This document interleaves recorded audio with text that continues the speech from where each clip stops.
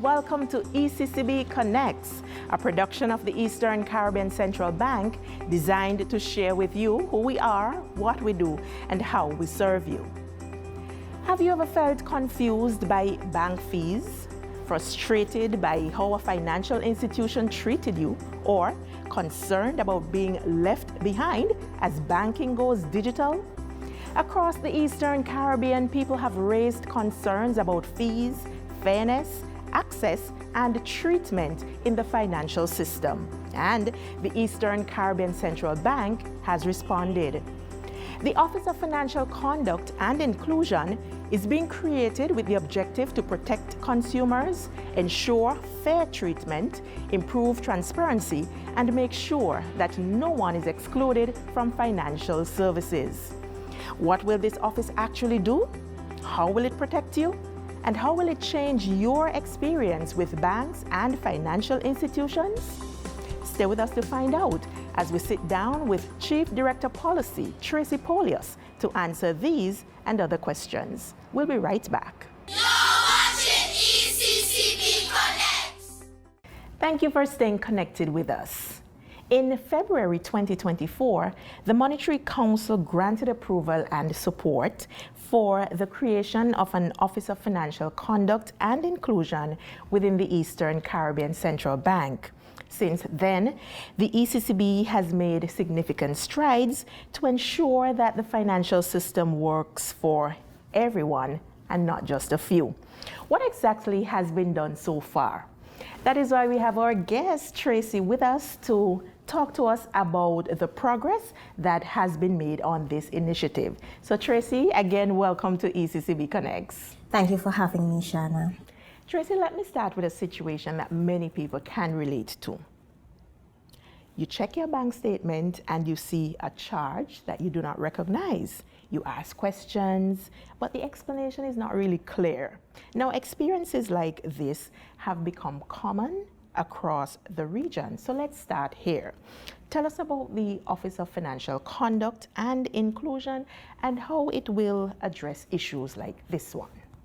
It is a financial consumer protection mechanism for consumers who do business with our banks, what we call licensed financial institutions under the Banking Act 2015.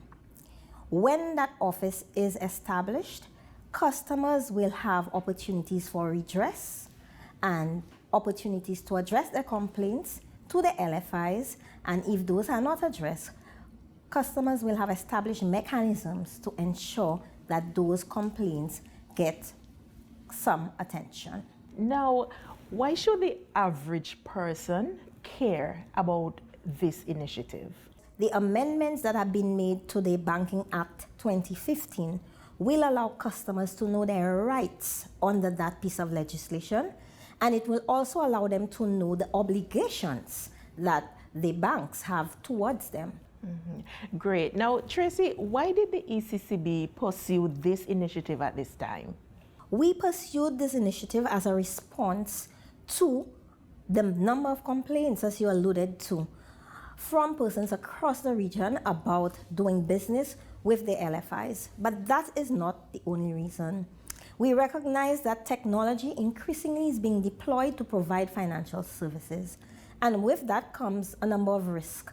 Risk of frauds and scams, and also risk of exclusion from the financial system, as many are not able to utilize the technology. Now, give us an update as to some of the steps the ECCB has taken since the Monetary Council granted approval for this office.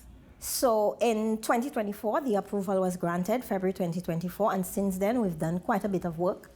We have drafted amendments to the Banking Act, and those amendments are called the Banking Amendment Bill 2024, so we finalized that in 2024. And we had consultations with our attorneys general's chambers, and we've received feedback from them, and those were incorporated, and the final bill was transmitted to our member countries for passage. And we are pleased to report that 3 member countries have passed so far, St. Vincent and the Grenadines being the first, Antigua and Barbuda, and St. Kitts Nevis. We have also undertaken a range of consultations in all of our member countries. We've consulted with the LFIs, the banks, on the amendments to the Banking Act. The new Banking Act will now have a section dedicated to financial consumer protection. We have consulted in member countries with our ministries of finance, with our attorneys generals, as I spoke before, associations for and of disabled, our consumer protection agencies, our financial intelligence authorities, our ministries with responsibility for education and consumer protection, and a range of stakeholders, including sometimes the opposition and governments. So how have the consultations gone, and what are some of the issues that you find have come up like consistently across the region? What has happened in the consultation is that we've received complaints, but we've also received sometimes suggestions as to how certain issues can be handled, right? So that has allowed us, and that will allow us to develop more comprehensive, what we call codes of conduct, to address key issues under the Banking Act. So for instance, when we met with associations for the disabled, and we found out how they have been treated and how they can potentially be excluded, we've also received suggestions from the public as to how we can help them and how we could design codes of conduct that will allow them full participation within the banking sector. I'm happy that you have said that, and if you can tell us exactly how will the ECCB use the feedback and suggestions, going forward?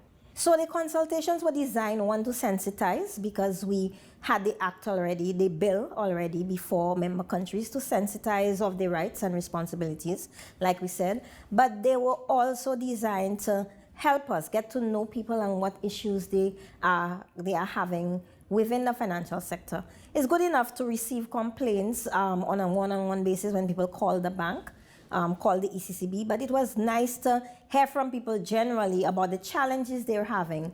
For instance, the NGOs, the challenges they're having opening a bank account. Sometimes their treatment as a commercial enterprise rather than an NGO.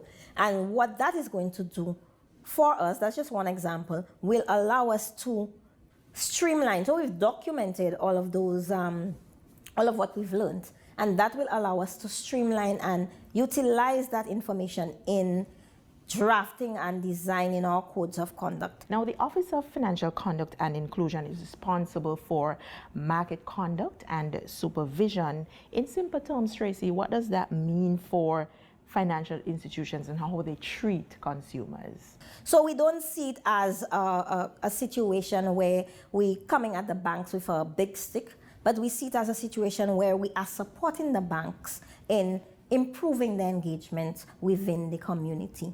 So we will have the codes of conduct that have the force of law, like I spoke to. And from time to time, we will have what we call on-site examinations and off-site examinations. So that means we will be observing the behavior of the banks through whatever media, the advertisements, and so on. And sometimes we will go into the banks to see whether they are acting in accordance with their own policies and procedures and the codes of conduct. Sounds good. Now, Tracy, the word inclusion, it's important. It's actually in the title of this initiative. Tell us how important this is to the ECCB. There is something we call the finance and development literature, and the literature says that the financial sector supports growth and development in the economy. And there has been a lot of testing of that theory, and economists have recognized that there is some validity to that relationship. And to ensure that that relationship thrives in the Eastern Caribbean, we want to ensure that we bring as many people as possible into the financial sector so that that money circulates and improves, the contribution to growth and development. And we have already taken some steps in collaboration with the banking community to include people, to increase the number of people within the financial sector. So some time ago, I think last year, we launched, in collaboration with the ECCU Bankers Association, the basic bank account. And that basic bank account is a low-risk instrument that is going to allow for more people to join the banking system, because we are aware that it was difficult to open a bank account for people who have one piece of ID, who may not have proof of address. So that instrument allows for more people to join the financial sector and to be able to leverage the financial sector for their own developmental agenda. Now, what are the next steps, and when can people expect to see the Office of Financial Conduct and Inclusion operational? We are looking forward to the 5 member countries that have not passed the Banking Amendment Bill 2024. We are looking forward to passage in 2026. And once we have passage of the bill, then we will have an initial soft launch of the Office for Financial Conduct and Inclusion. So the timing is greatly affected by passage. We hope we could see passage by the middle of this year, that is June, July. And hopefully in the third quarter of 2026, we could see a launch of this very important initiative that is looking to protect financial consumers and provide help them with financial literacy and inclusion. Finally, Tracy, let's look at measuring success of this important initiative. Years from now, consumers will want to know whether this office truly made a difference. What would success look like for the Office of Financial Conduct and Inclusion? So the ECCB, I think last year or the year before, we launched a financial inclusion survey. So we have some baseline indicators here to determine the level of financial inclusion within the region.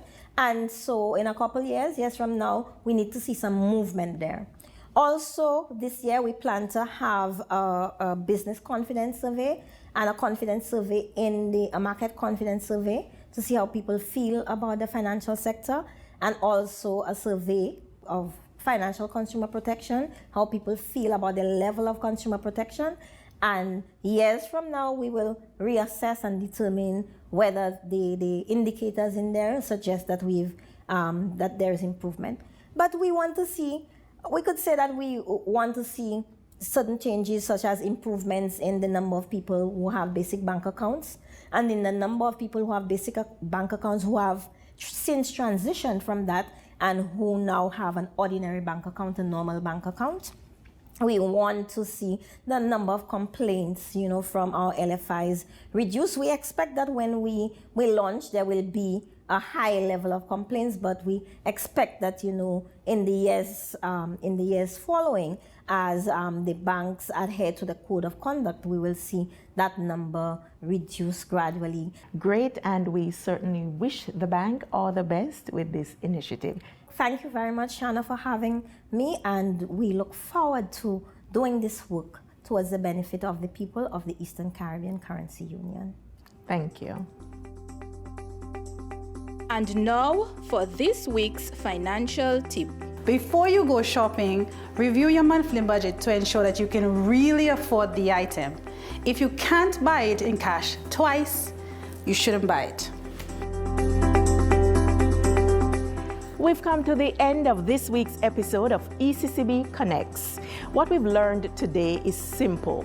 The Eastern Caribbean Central Bank is strengthening the financial system so that it works better for everyone, with stronger rules, fairer treatment, clearer information, and better protection for consumers across the Eastern Caribbean Currency Union, with the establishment of the Office of Financial Conduct and Inclusion. The ECCB has conducted public consultations across the region with a broad range of stakeholders to participate in discussions and gather feedback on this initiative.